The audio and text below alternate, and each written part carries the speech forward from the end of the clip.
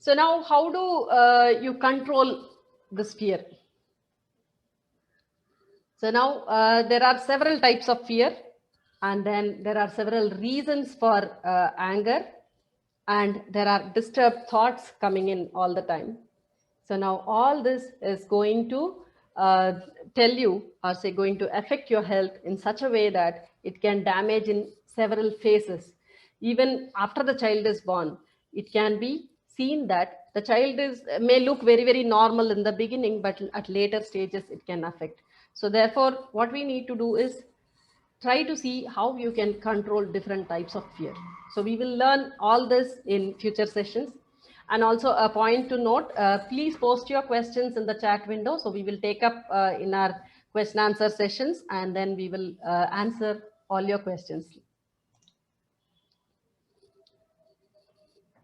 So now there are a few things that we can do to overcome the problems that we may face in our later stages of life.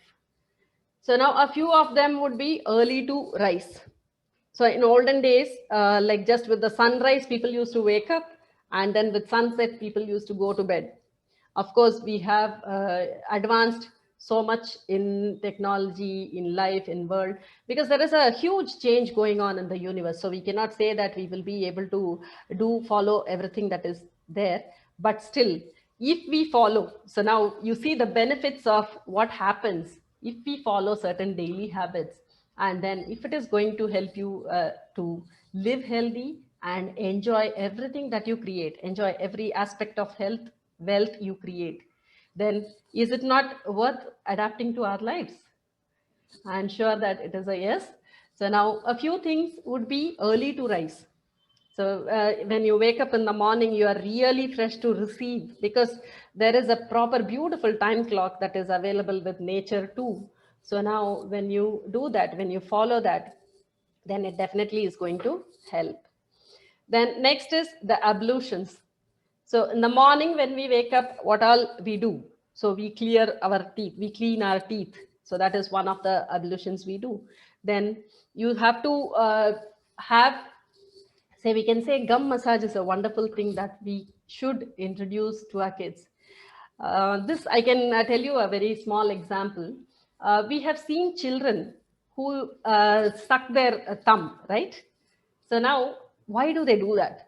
So it gives a lot of secure feeling for them. It makes them feel self-confident. They can face things, because generally what happens if we leave the child and go away, that is the time when they immediately put their thumb in their mouth.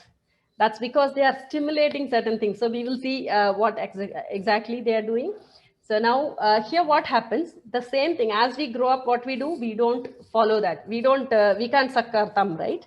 So it's not a nice thing to see. So now in that case, what we can do, the same thing can be inculcated within our daily process of ablutions. So early morning when you brush your teeth, you can use your finger to massage the gums.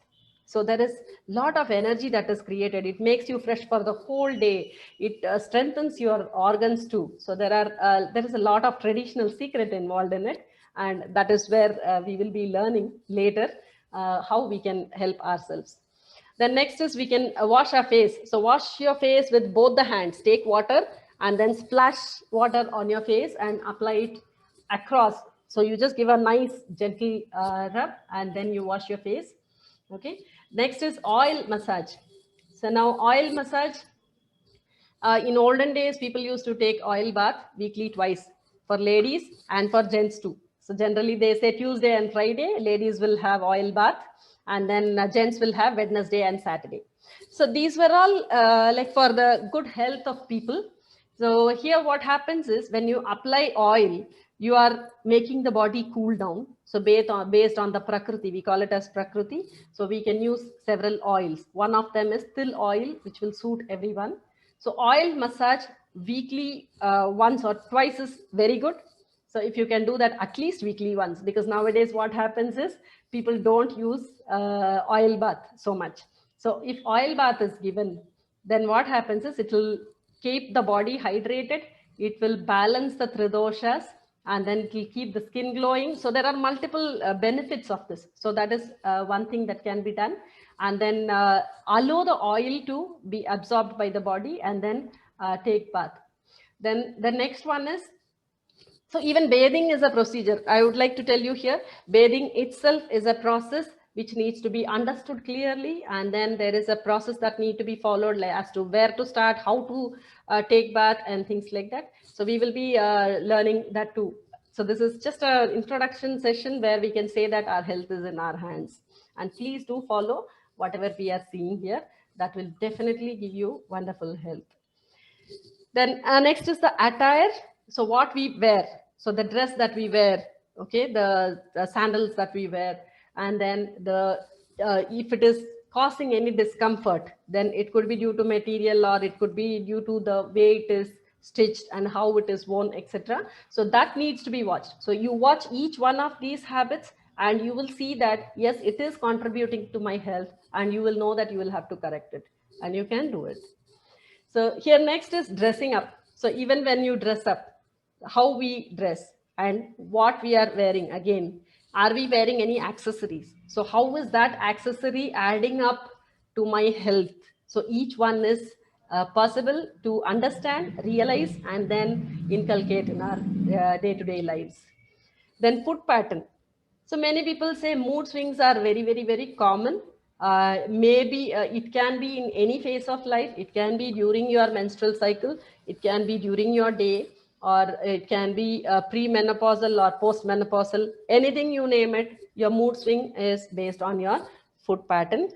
And a wonderful sleep pattern has to be inculcated so that you live really healthy. Because we feel now that if I can stay back for the whole day with just a sleep of 3 hours, but I tell you, over the long run, you're spoiling your body, and there is a proper pattern that needs to be followed so that you can be healthy, not just today, but in future, because life is all about being healthy and enjoying every moment of life.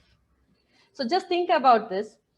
Supposing you wake up one day in the middle of night and you have a very bad headache, then how would you feel? Will you be able to sleep? And if you sleep, will you be able to get up healthy? And in the morning, will you be able to perform all your jobs, daily routines easily? I'll say that definitely it will be a no, because the slightest disturbance will tell you what life is. And I don't want any of my people to be in pain. And that is the core reason for coming here and talking about this. Now, in dressing up, we will say, like in olden days, people used to wear a lot of nice things. And even now, as ladies, we all love to just get dressed up and then go and meet people. So now here, there are certain things that we can really see what is going to disturb our health in case we are doing, okay? So now if you see the dress that was worn was based on the job that we're doing. So that is what I have told in the beginning also. So if there were accessories worn, each of the accessory represents culture, and also it represents health. So we will learn these things later. But here, during your menstrual cycle and also in your daily routine, see if you can avoid low waist dresses. Okay, this is one of the major causes for the PCOD and cyst to come over, because the body is a beautiful mechanism which is built by the creator, and it has its own way it has to be maintained.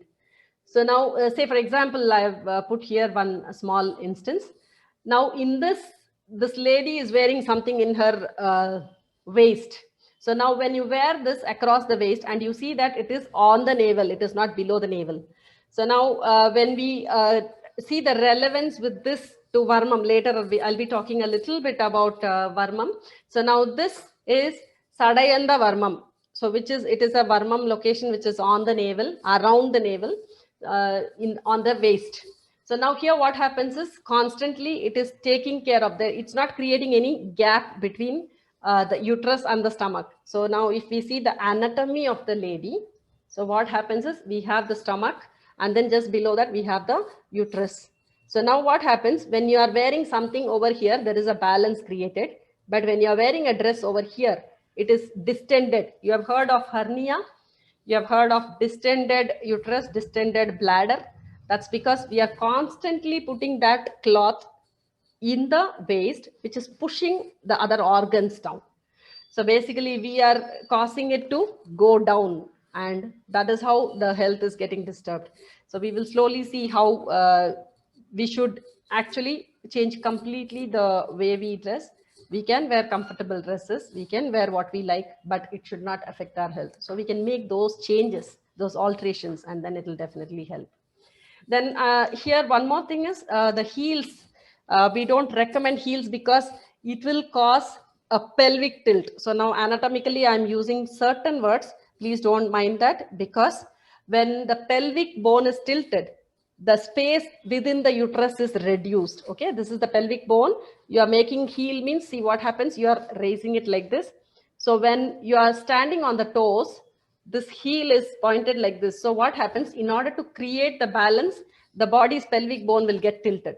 So at that time when it is tilted, the uterus gets shrunken. So there is no space inside. So please make space for that. So what you can do, if you want heels, wear a platform heels, because platform heels is like this. And then you are standing on this. So you have just raised the platform. So that is a healthy way of wearing heels. So these things can be taken care of. If we just take care of health in these ways, it's going to be definitely beneficial. And during the periods, you can have cooling foods. So cooling foods, right from those days, people used to say, take a few fenugreek seeds, add it in water and drink it. Okay, so that is a very healthy way of keeping your body cool. You can have tender coconut, and then during the puberty, the menarche stages, generally people say they used to give healthy food only. They used to give lot of ghee, lot of mint, that is methi, or we call it as fenugreek seeds, urad dal. So what they do is they strengthen the hips. Okay, so for girls who have just attained puberty, so that is a wonderful food. And even for other ladies, it is a good food which has to be given. And then the rice, old rice, this is a wonderful miracle food, I can tell you.